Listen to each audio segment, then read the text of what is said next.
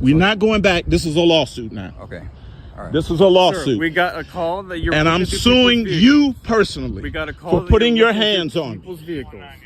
I'm dressed to exercise. I do this every day. You're going to pay That we me. were looking through people's vehicles. On June 24, 2023, an officer with the Cleveland Clinic Police Department approached a local resident, we'll use the name from the footage, Mr. Goldston, while he was working out in a parking lot in Cleveland, Ohio. The officer had received a report that someone matching his description was looking into parked vehicles. When the officer moved to detain him and took hold of his arm, Mr. Goldston started recording. That recording is exactly what lets us break down what the law does and doesn't allow here. So let's take it one legal question at a time. Welcome to Badge Done Right, where we spotlight law enforcement done right. If you're new here, hit subscribe and join us. Now let's get into the story.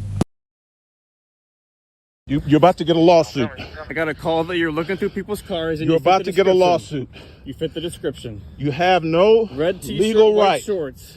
You have no legal I got right a call that you're looking through to people's put cars. your hands on me. Sir, This Sir. is an assault. sir, What's your name and badge number? sir, can you please turn around? What's your name and badge number? Officer Sidoti, 190. You're about to get What's a your lawsuit. name, You have no Sir. legal right to ask me my name. Sir, we got a Or call to that put you're your looking hands through on people's me. vehicles. All right, and you won't identify yourself, you wouldn't stop, and you're on You have private no property. legal right to identify me. We got a call that he was looking through people's vehicles. And he wouldn't stop. This character saw me up on the hill exercising, going through the lot. He started his car. He was up there sleeping or reading or wasn't something. sleeping. Follow me We down got a call that he was looking through and people's stop cars. me over here. I exercise here every day Okay. I'm He here put almost his every day, hands and on me I've never with seen no that. legal reason. We got a call that I you're got it looking on through people's film. Okay. What's your name, cars. officer? You have an ID on you? Officer What- Buchanan. Look, he has no reason to ID me. Uh. No legal reason. You all about to get a huge lawsuit. Even I though got you- him on camera assaulting me for no legal reason. First question, did Mr. Goldston have to give his name?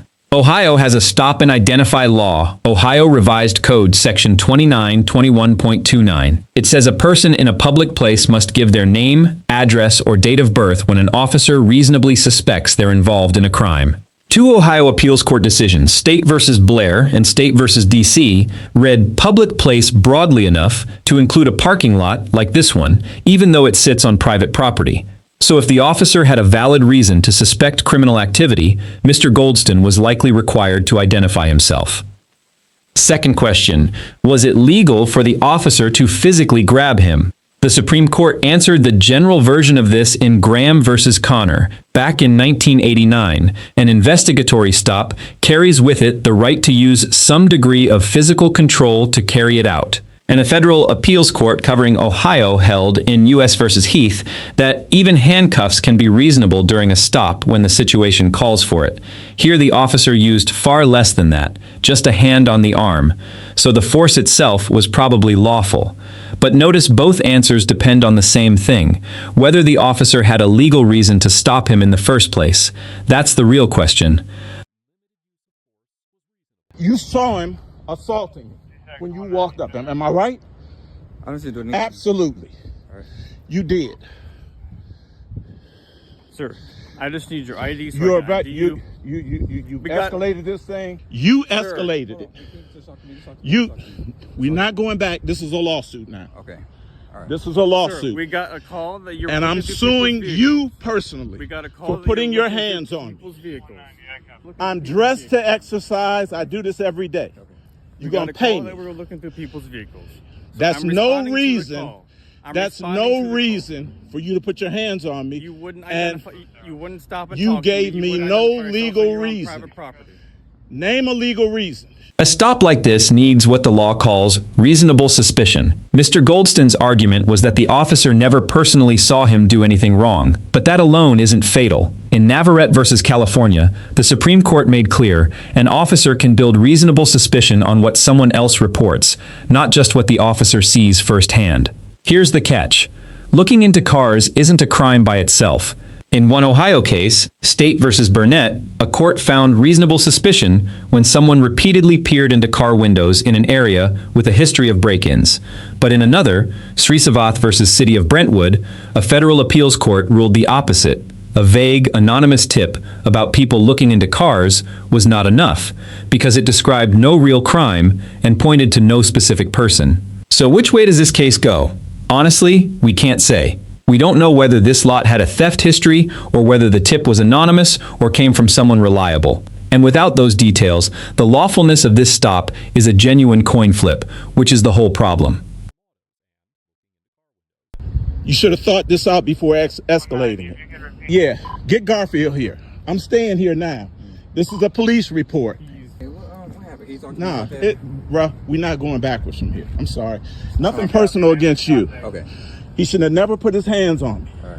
I have a legal right to defend myself when you do it. Either that badge does not give you the right to put your hands on me.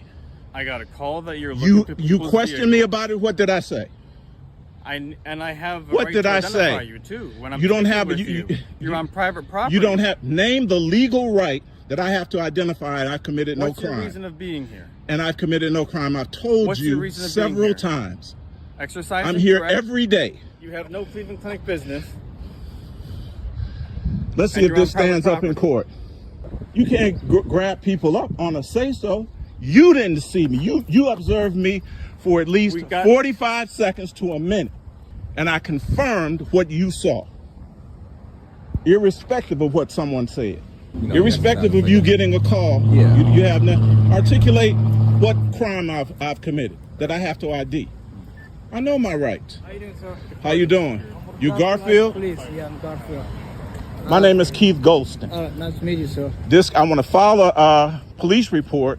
I got this guy on film assaulting me without probable cause, grabbing me, trying to twist my arm behind my back, putting his hands on me. You know what yes, you have a right to do what you need to do, but this is a clinic, which means it's private. So if they ask you to do something, you gotta listen to them. No. Let's test that legally. Well, see, sir, this is a private. No, I don't want to, bruh. It don't. You can't even. You're not even supposed to be filming here. Bruh, you don't know what you're talking about because he's claiming you don't. You don't know what you're talking about. He just claimed that this was private property. It is private property. Which means you have to do what they ask you to do. No, Yes, I you do not. You can't use this as a gym. Hey, look. I understand what you're saying. I do. No, I can do anything I want to do, man. This is a private Yes, I property. can. You're not supposed to be filming here. Stop me then. Well, see, that's where you go wrong. You can't. If I went to your house and you asked me not to do This something, is not my house. Whatever. We're outside it doesn't matter. The same in the difference. public. Then the dispute shifts to the camera. A security officer says filming isn't allowed because it's private property. Mr. Goldston says he has a First Amendment right to record. Both are partly right. Federal courts, including in Smith versus City of Cumming, have recognized a right to record public officials doing their jobs in public. But the First Amendment only restrains the government. It does not force a private property owner to allow filming. The Supreme Court said as much in Manhattan Community Access Corporation versus Halleck, and decades earlier in Lloyd Corporation versus Tanner, where it held that a shopping center open to the public could still set rules on its own property. The Cleveland Clinic is a private institution, not a government hospital, so it almost certainly could prohibit filming on its grounds, even though the public is generally welcome there. If it's your property, then you got a right. Whatever his name is, I'm filing a lawsuit for assault and battery. So these guys, they have a right to talk to you. He doesn't have a right to put his hands on me, bro. We were all right when we were talking. I don't know what lead to that, but I'll tell you what what. lead to that? Why he? I'll tell you what. You know, if this guy, Bruh. this officer asks you to leave and you don't leave, that's a crime because they're going to be criminal trespass. He didn't ask me to leave. It's a private He didn't ask me to leave. place, You're making okay? stuff up now. I'm not. That's why Bruh, I asked you. Do you have a supervisor here? Yeah, we do have. Okay, let me file a report with your supervisor. Now, I want to file a criminal complaint. You guys are the reporting officers. No, I want to file. This is Cleveland Clinic. Did he call you? Yeah, they called us. Y'all don't have no jurisdiction? That's that. They are police department. You want to file? Where's the supervisor for Cleveland Clinic Police Right now Department? it's me, but my supervisor's at home. Can you Who connect is me? here today besides you that I can make a report about this incident? My partner, but Let's get him here. he's not a supervisor. He's right here, right behind me. What's your name, sir? We can talk now. All right, what's going on, bro? You heard what was going on. Yeah, I heard what's going on. Right. All right. So do you want Marcus's number? Now I wanna get something legally on paper right now. You want to write it down on a statement, or you may just write this down now? I'm gonna get your statements like that. Want me to go do that? Yeah, let's do that. Okay. You come with me. Now I have business on the property, right? No, I'm talking to him. I don't know what's going on, man. So he just grabbed you and stuff like that? Absolutely. That's crazy. I stopped and I talked to him Uh-huh. and I let him know exactly what I was doing. Yeah. I just wish. We're gonna take it through the proper channels.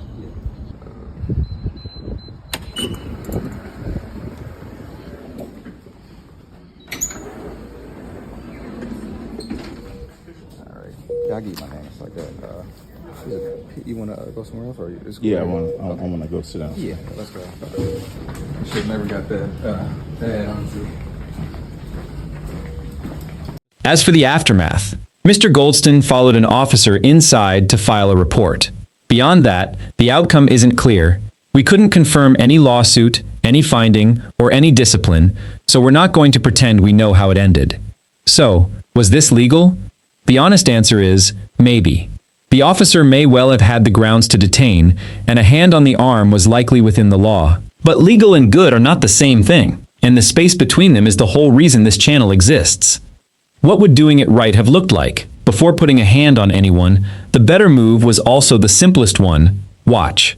A few minutes of observation would have told the officer whether this man was casing cars or finishing a workout, and demanding his name would not have answered that question either way. The lesson here isn't that the officer was the bad guy. It's that detaining and IDing someone is one tool among many, and reaching for it first, when quieter tools were sitting right there, is how a stop that's arguably lawful still ends up being the wrong call. Good policing isn't just staying inside the lines of the law. It's choosing the least force, the most patience, and the approach that would still look right if the whole thing, like this one, ended up on camera. That's the breakdown out of Cleveland, Ohio, proof that good policing isn't the exception. It's a choice officers make every single day. Subscribe, stay sharp, and remember, accountability works both ways. I'll see you in the next story.